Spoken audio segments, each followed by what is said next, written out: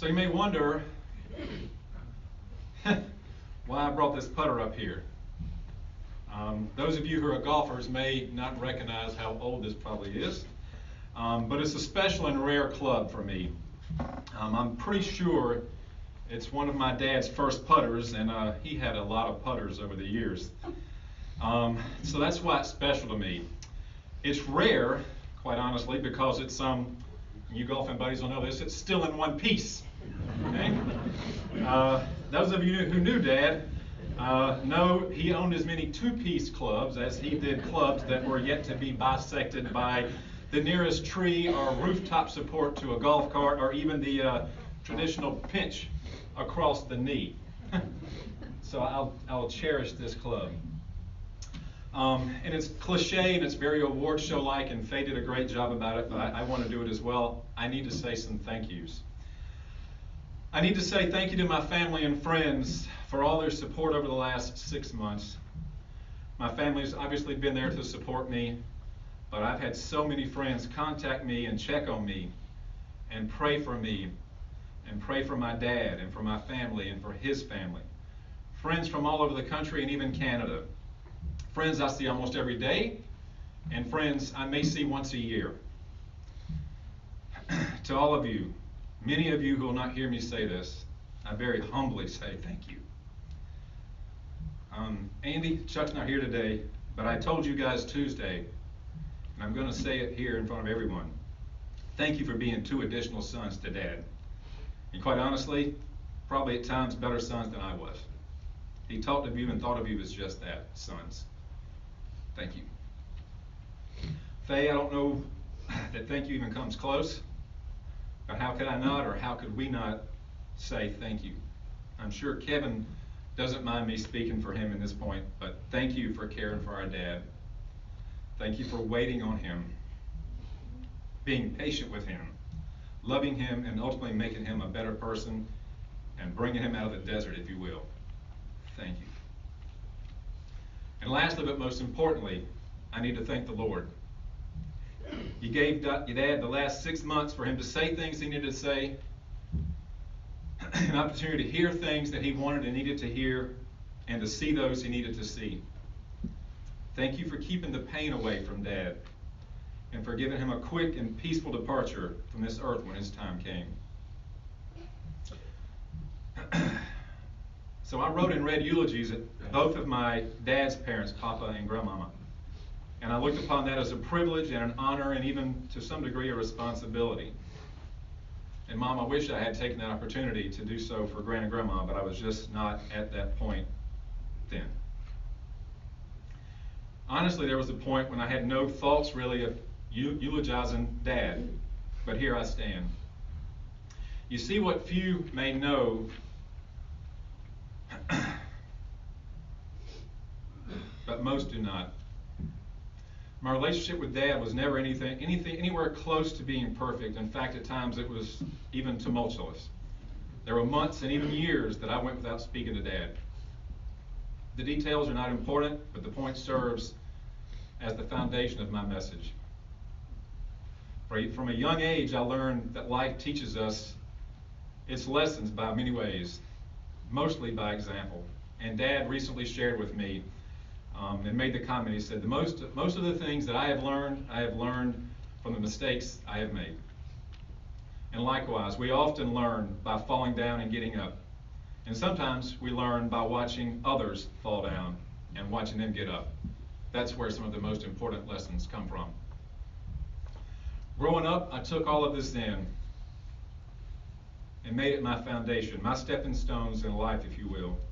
My hopes are that my kids will do likewise and learn from me, both from the good and from the error of my ways, so they can take a step forward from me. And I must say, so far, Cameron and Cassidy have not taken steps, but leaps and bounds. And for all the struggles Dad and I went through, one thing, as hard as it was for me to grasp over the years, is I came to know that Dad loved me. Having children has taught me that. My inability to be a perfect parent doesn't mean I do not love my children. It just means I too stumble and have to get up. I'm not a perfect parent. I'm not a perfect husband. And I'm not perfect in any way. And our children learn from us as parents, but we too learn from our kids. Having kids teaches you what unconditional love is. It's God's love, just wrapped in a smaller, less perfect package, if you will. And no matter my mistakes, my kids have always loved me. And as few as they have been from their mistakes, my love never lessens for them. And I know now that Dad felt this way about me, and ultimately I about him. I recently wrote Dad a letter before he passed, and I asked him to think about what he needed me to do for him while he was gone, or after he was gone. And in trying to put myself in his position, I now analogize this to preparing for a long vacation. Who's going to take care of things while I'm away on this vacation? And that's when it hit me that Dad's embarked on a long, eternal vacation. Not a vacation to the mountains, Faye. Not a vacation to the beach. And if you know Dad, he was all about the staycation, not the beach vacation. But he's at a vacation at God's house in heaven. And it's a perfect vacation. There was nothing to pack, nothing to forget, none of that stuff. And God's prepared this place for Dad with everything he needs. And this perfect vacation is at no cost to Dad, for it was already paid for. You see, Dad is on an all-expense paid vacation. This priceless vacation is ours for nothing more than the price of our faith in God's grace and mercy. But when our time comes, just like Dad, we will be indeed going on vacation of a lifetime. The perfect, never-ending vacation, an eternity in heaven where there are no complaints, no pain, no fears, and perfection abounds, and where the cure for cancer already exists. That's right, Dad is now and forevermore will be cancer-free. Dad, for the most part, had made the decision for no treatment long before he was diagnosed with lung cancer. The initial diagnosis was stage 3A. Along with the size and location of the tumor, there was not a lot of hope associated with his diagnosis. In Dad's eyes, he could not change the inevitable, and although he gave consideration to treatment, I think it was minimal. I struggled with his decision. I didn't like it, but I did my best to see it through his eyes, and I accepted it, and I can even appreciate it. If you look deep into his decision, you would find it not of a single focus, but multifaceted. To some small extent, maybe, it was a decision based on self. But I believe to the greatest extent, it was a decision based on others, and one of trust, selflessness, and faith, and ultimately the peak of his growth as a Christian. Dad didn't want the pain. None of us would. The inconvenience, the struggles that he saw associated with the treatments. He saw firsthand the pain and the poor quality of life that sometimes accompanied such treatments. This was, if anything, the self part. But even more, he didn't want the extreme costs of the treatment. The stress it put on loved ones around him and the mess such a decision could leave behind. He did not want to exhaust what he and Faye had on something that he felt would only result in a short time more on this earth and have him spend his waning time in treatments and in pain and ultimately leave Faye with little or nothing. This was the selfless part. Thinking not of himself, but of those closest to him, especially Faye.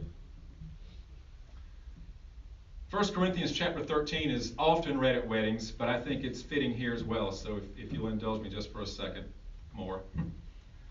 If I speak in the tongue of men and angels, but do not have love, I am only a resounding gong or a clanging cymbal. If I have the gift of prophecy and cannot fathom all mysteries and all knowledge, and if I have a faith that can move mountains, but do not have love, I am nothing. If I give all I possess to the poor and give over my body to hardship that I may boast, but do not have love, I gain nothing. Love is patient. Love is kind. It does not envy. It does not boast. It is not proud. It does not dishonor others. It is not self-seeking. It is not easily angered. It keeps no record of wrongs. Love does not delight in evil, but rejoices with the truth. It always protects, always trusts, always hopes, always perseveres. Love never fails. But where there are prophecies, they will cease. Where there are tongues, they will be stilled. Where there is knowledge, it will pass away. For we know in part, and we prophesy in part. But when completeness comes, in part disappears. When I was a child, I talked like a child. I thought like a child. I reasoned like a child. When I became a man, I put the ways of childhood behind me. For now we see only the reflection as in a mirror. Then we shall see face to face. Now I know in part, then I shall know fully, even as I am fully known. And now these three remain: faith, hope, and love. But the greatest of these is love. I think Dad showed us his faith. As part of his decision not to take treatments, and Dad told me, as I'm sure he told others, he said, "Carol Jr., I'm ready. I know where I'm going." For me, that is faith. And yes, the Bible tells us love is the greatest of all, but faith is what saves us. And that gives us hope. And that, family and friends, is the trifecta: hope, faith, and love. Dad left here with all three. Funerals are generally a sad, selfish sadness, if you will, for those of us left behind. Some often try to put the positive spin on it by saying, hey, let's celebrate one's life. And in all likelihood, that's the life here on earth we're told to celebrate. And there's nothing wrong with that. It's certainly worthy. But I contend the more important celebration of life is the life to come, the new life in heaven. The life that Dad's enjoying right now. You see, there's way more for us than this short life we experience on this earth. There's an eternal life waiting for us. It's a life we cannot fathom. Today, we celebrate. We celebrate Dad's new life in heaven.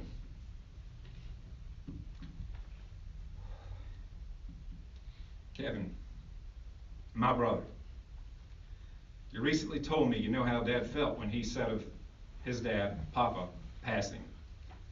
I am losing my best friend.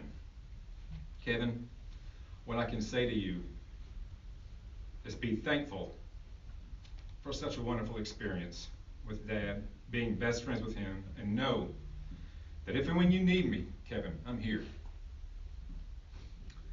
To close, and I'm sure you guys are ready, to close, I'll leave you with this. In Genesis 9:15, God established his covenant that never again will all life be destroyed by the waters of a flood. Never again will there be a flood to destroy the earth. But every day God floods this earth, not with waters of destruction, but with the tears of his grace and mercy for an everlasting life. All we have to do is embrace it. I beg you, do as my dad did. Reach out and take this free gift. Amen.